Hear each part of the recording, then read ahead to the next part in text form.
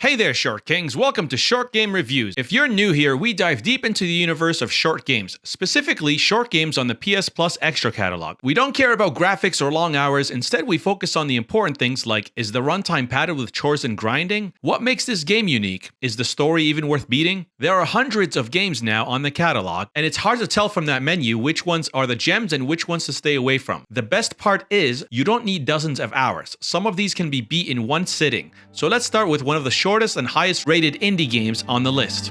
Today we're delving into the mysterious and enchanting world of What Remains of Edith Finch. This game is the game to show a friend who's never played video games before. If they like movies, graphic novels, books, this game is for them. It's easy to follow, digestible, and the controls are super easy. They might even get into gaming after discovering games like this exist. Let's move on to the first category, story. Starting off strong, this is one of the highest rated games out there, acclaimed for its unique narrative and immersive gameplay. Perfect to play solo or to enjoy with your significant other or kids. It is equally enjoyable to watch someone else unravel the story as it is to play it yourself. It's a living book essentially, and the gameplay it's constantly changing to surprise you with something new. So what's the plot?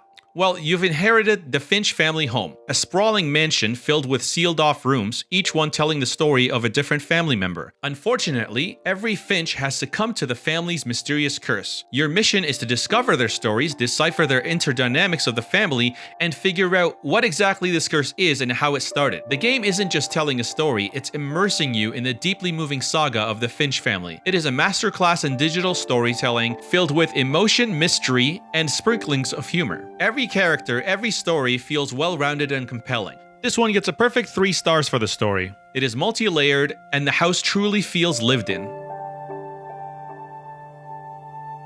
What makes this game unique is the mini-games that you get to play in each relative's room. As you unlock each room and read the notes left behind, you play through your relative's last moment in a series of mini-games. This is where the walking sim portion takes a break and you're exposed to a new gameplay mechanic. You can play as a cat, owl, snake, baby, stoner, old man, even flip pages in a comic book. But you don't just read about their death, you get to experience their last moments through their perspective. Each narrative is an intricate piece of the Finch family puzzle. As you finish each mini-game, you add their tale to your diary, slowly completing the family tree. Some of the stories are better than others, so don't let the first one discourage you. You're a little girl with a wild imagination. The last one is arguably the best one, but also the most challenging. It's a 2-in-1 minigame that's as captivating as it is relatable, especially if you've grown up in the 2000s juggling life and a monotonous job. Trust me, you'll find it hard to put down. The game has received overwhelming positive reviews and scores for this distinct, innovative approach to interactive storytelling, making it truly one of a kind. By the end of the game, you will have played about a dozen games in this already short game. The pacing is great and it's always changing, so it doesn't get too monotonous, except when it has to. This gets 2 out of 3 for being unique. The walking sim portion is usually the weakest, but since it mainly takes place in a tight packed house full of memories, it's okay that not everything is interactive. There's a lot of passive snooping to judge what each family member was like by the content of the room, so it only loses 1 star. Runtime. What Remains of Edith Finch is a succinct narrative that doesn't waste a moment of your time. This exploration-driven game cleverly replaces traditional gaming chores with a series of unique vignettes, each offering their own mechanics and narratives. No grinding, no repetitive fetch quests here. It's an extraordinary, condensed experience that packs in more charm and depth in its 2 to 3 hours than some games manage to do in 20. There are around a dozen rooms or levels to explore, each with its own mini-story. Depending on your pace and how thoroughly you explore, you're looking at a total runtime of 2 to 3 hours. Now you might think that's short, but every minute in this game is well spent. There's no grinding or filler, just a compact, meaningful journey where every room, every note adds depth and intrigue to the overarching narrative.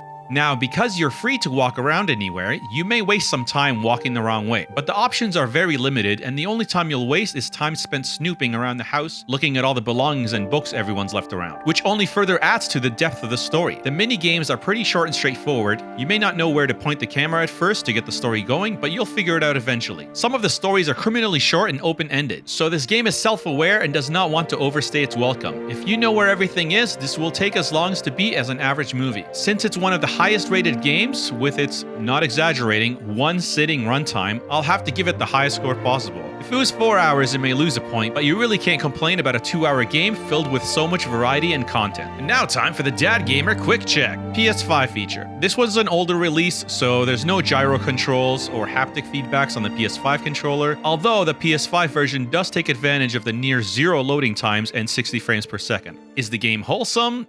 Well, yes and no. It's very imaginative, and you take control of different people's perspective, young and old. The main theme, though, is death and grieving, but you don't get to see anything in a gory way. Everything is implied. So play it with your kids if they're ready, but this is not a kid's game for today.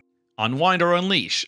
This is definitely a relaxing game. You sit back and watch the story unfold. There's no hard or stressful situation here. The only hard part, which might test you, is a story where you have to do 2 separate things with the right and left analog sticks. It'll be difficult at first, but you'll get used to it fast. So this is a very relaxing, stress-free game.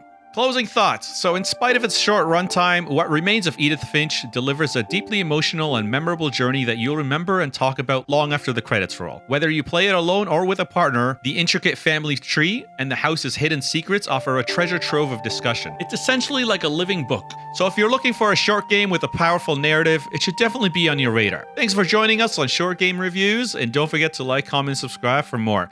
Stay tuned because we're going to be tackling all the short games. Until then, be a friend, and I'll see you again.